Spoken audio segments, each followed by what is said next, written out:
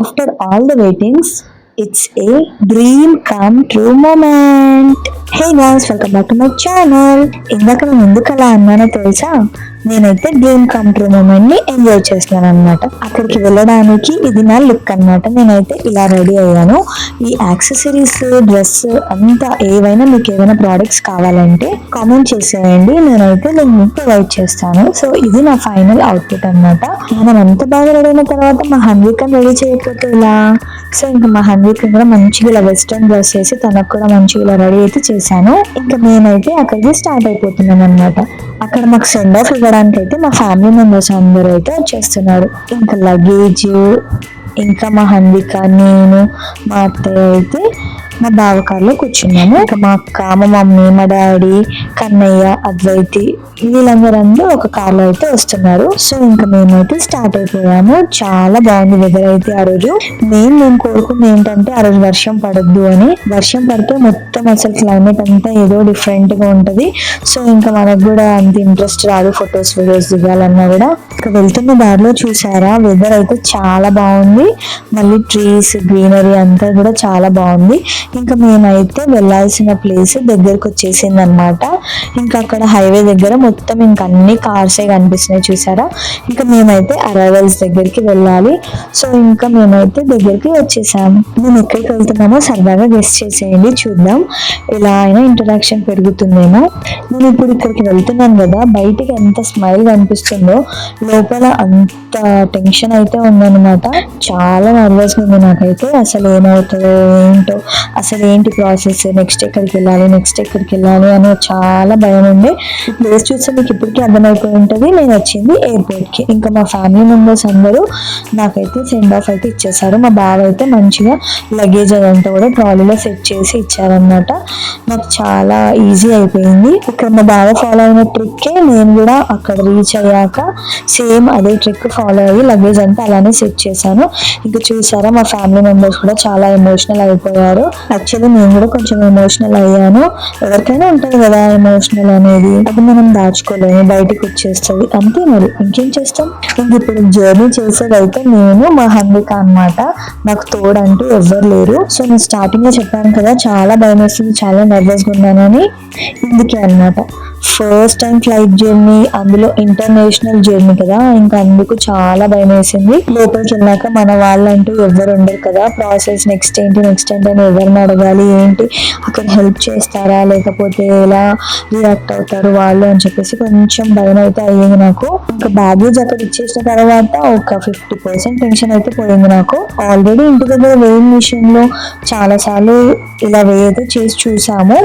కాకపోతే ఇక్కడికి వచ్చాక కూడా ఇంకా లగేజ్ ఏమైనా తీయాల్సి వస్తుందేమో ఏంటి అని చాలా భయం వేసింది. ఇంకా నేను చెక్కింగ్ అయితే లగేజ్ అన్ని ఇచ్చేసాను.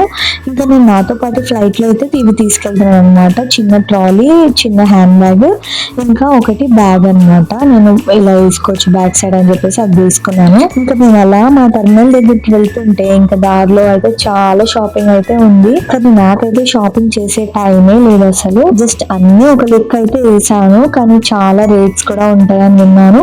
ఈసారి నేను వచ్చేటప్పుడు పక్కా మీకు అన్ని రికార్డ్ చేస్తాను, ఇలా డిఫరెంట్ షాపింగ్స్ లో ఏమున్నాయి ఏంటి అని చెప్పేసి. యాక్చువల్లీ నేనున్న టెర్మినల్ లోనే పిల్లలకి కిడ్స్ ఏరియా అయితే ఉందన్నమాట. అక్కడ ఆడుకోవచ్చు, మంచిగా ఎంతసేపు అయినా ఆడుకోవచ్చు, ఫ్రీ ఆఫ్ కాస్ట్. సో ఇంకా మా హన్విక ఆడిద్దాం అనుకున్నా కానీ ఇంకా మళ్ళీ మాకు అసలు టైం లేదు. నియర్లీ ఒక 10 minutes మిగిలింది నాకు అంతే. ఆ 10 minutes లో మా హన్వికకి నేనైతే బ్రేక్ఫాస్ట్ తినిపించేసాను. సో చూసారుగా ఫైనల్ గా మనం ఎక్కాల్సిన ఫ్లైట్ అయితే ఇదే అనమాట. ఫ్లైట్స్ అన్నిట్లో పెద్ద ఫ్లైట్ అనమాట ఇదే, ఎమిరేట్స్ ఫ్లైట్. చాలా పెద్దగా ఉంటది, అందుకని చెప్పేసి కొంచెం ఇంకా భయం వేసింది. డొమెస్టిక్ అయితే అంత భయం ఉండకపోవచ్చు, ఓకే మన వాళ్ళు మన లాంగ్వేజ్ తెలిసిన వాళ్ళు ఉంటారు అని చెప్పేసి. ఇంటర్నేషనల్ కదా అందుకని చెప్పేసి మనకు తెలిసిన వాళ్ళు, మన లాంగ్వేజ్ తెలిసిన వాళ్ళు ఉండరేమో అని కొంచెం నర్వస్. అందుకే మేము బోర్డింగ్ పాస్పోర్ట్స్ తీసుకొని అయితే ఇంకా మేము లిఫ్ట్ అయితే ఎక్కేసాం అనమాట. ఇలా నెక్స్ట్ ఫ్లోర్ లో లిఫ్ట్ దిగంగానే దీంట్లో మనకి లిఫ్ట్ లో చూసారా డిపార్చర్స్, అరైవల్స్ అని చెప్పేసి 2 అయితే ఉందన్నమాట. దాంట్లో మనం వచ్చేసి అరైవల్ దగ్గర మనం సెలెక్ట్ చేసుకొని ఆ ఫ్లోర్కి అయితే వెళ్ళాలి. అలా వెళ్ళంగానే ఇంకా మనం స్ట్రైట్గా వెళ్ళిపోయి మనం ఎక్కాల్సిన ఫ్లైట్ దగ్గరికి వెళ్ళడమే. ఇంకా అందులో మేము వెళ్ళేటప్పుడు మాకైతే చాలా ఫ్లైట్స్ కనిపించాయి. ఇండిగో, ఎయిర్ ఇండియా, ఇంకా అలా కొన్ని వెరైటీ ఫ్లైట్స్ అయితే ఎయిర్లైన్స్ అని ఇంకా కొన్ని అయితే కనిపించాయి. కానీ అన్నిట్లో కంటే కంపేర్ చేస్తే ఈ ఫ్లైట్ చాలా పెద్దగా ఉంది. లోపల ఎంటర్ అయిన తర్వాత కూడా నియర్లీ నాకైతే ఒక 10 minutes నడిచినట్టు అనిపించింది. అసలు ఫస్ట్ టైం ఫ్లైట్ జర్నీ, అందులో ఇంటర్నేషనల్. సో ఇంకా అందుకు చాలా భయంగానే ఉంది. ఇంకా అలా భయంగానే ఇంకా ఫ్లైట్లోకి అయితే ఎంటర్ అయిపోతున్నాను. ఇంతవరకు ఎప్పుడు సింగిల్గా జర్నీ చేయను నేను. ఫస్ట్ టైం ఇలా ఫ్లైట్లో మా హన్వికని తీసుకొని ఇలా జర్నీ చేయడం అనేది నాకు చాలా డిఫరెంట్ వైబ్స్ అయితే వస్తుంది. సో ఇంకా మేము కూడా క్యూలో నించున్నాము. కొంచెం దానికైతే టైం పట్టింది. చూస్తున్నారు కదా, మనం ఇక్కడ ఉన్నాము. ఇక్కడ నుంచి మళ్ళీ అంత దూరం వెళ్ళాలి. సో అదనమాట. వరకు వెళ్ళిన తర్వాత మనం ఫ్లైట్లో అయితే ఇంకెక్కి కూర్చోవచ్చు అనమాట. ఇంకా అలా మా హన్విక కొంచెం క్రాంకీగా ఉన్నింది. సో కానీ తనకు నేను కొన్ని స్నాక్స్ అయితే తెచ్చుకున్నాను. ఇంకా తను అడిగినప్పుడు కొంచెం క్రాంకీ ఉన్నప్పుడు తనకైతే నేను ఆ స్నాక్స్ అయితే ఇచ్చాను అనమాట. సో దట్ నేను కొంచెం టెన్షన్గా ఉన్నప్పుడు కానీ ఎప్పుడు కానీ తను నాకు డిస్టర్బెన్స్ చేయకుండా ఉంటుందని చెప్పేసి. యాక్చువల్గా ఇప్పటి వరకు నేను కానీ ఎప్పుడు కానీ అసలు బస్ జర్నీ కానీ ట్రైన్ జర్నీ కానీ వేరే ఏ జర్నీ కానీ ఇలా సోలోగా ట్రావెల్ చేసింది లేదన్నమాట. ఇంకా వీడియోలో చూస్తున్నారా, మా హన్విక అయితే నాకు దిష్టి తీస్తుంది. నేనైతే బాగున్నానని చెప్పి దిష్టి అయితే తీస్తుంటాను. సో అంత కేరింగ్గా చూసుకుంటాను కాబట్టి తను కూడా నేను అంత కేరింగ్గా చూసుకుంటుంది. తనకైతే ఫ్లైట్ ఎక్కే వరకు కూడా అది ఏంటి ఏమో అని అస్సలు తెలియదు. తను ఫ్లైట్ ఎక్కేటప్పుడు కూడా తనకి నేను అంత క్లారిటీగా చూపించలేదు. వన్స్ ఫ్లైట్ ఎక్కాక నాకైతే జర్నీ చాలా హ్యాపీగా అనిపించింది. చాలా బాగుంది. యాక్చువల్గా చెప్పాలంటే అసలు ఇంత ఫాస్ట్గా అయిపోయింది ఏంటని అనిపించింది. మీరు కూడా ఎమిరేట్స్లో బుక్ చేసుకుంటే అసలు ఎక్కడ లోడ్ అనేది ఉండదన్నమాట.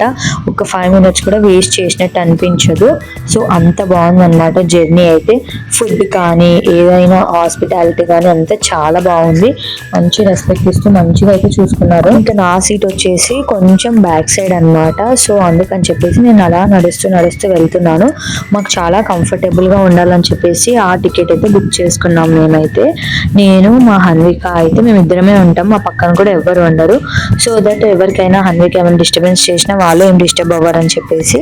తర్వాత అయితే అలా కూర్చోగానే మాకైతే మంచిగా ఇన్స్ట్రక్షన్స్ అయితే ఇస్తున్నారు. ఇంకా అలా క్యాప్టెన్ ఇన్స్ట్రక్షన్స్ ఇవ్వడం అయిపోగానే స్క్రీన్ లో తర్వాత మళ్ళీ ఎయిర్ హోస్టెస్ కూడా మళ్ళీ ఇన్స్ట్రక్షన్స్ ఇలా అయితే చెప్పారు. ఇంకా దాన్ని బట్టి మనం ఫాలో అవ్వాలి. తర్వాత ఇంకా నేనైతే హెడ్సెట్ పెట్టుకొని కొంచెం అయితే ఎంజాయ్ చేశాను. ఇంకా మా హన్విక కూడా ఒకసారి ట్రై చేశాను పెట్టి, తనకైతే నచ్చలేదు. సో ఇంకా తను తీసేసింది, నార్మల్ గానే చూసింది. నేనైతే హెడ్సెట్ పెట్టుకొని చూసాను. నెక్స్ట్ పార్ట్ ఆఫ్ ది వీడియోలో నేనైతే ఎక్స్పీరియన్స్ ఎలా చేశాను, ఏంటి ఫుడ్ ఏం తిన్నానో అవన్నీ అయితే చూపించేస్తాను. That's it for this vlog. Thanks for watching. Bye guys.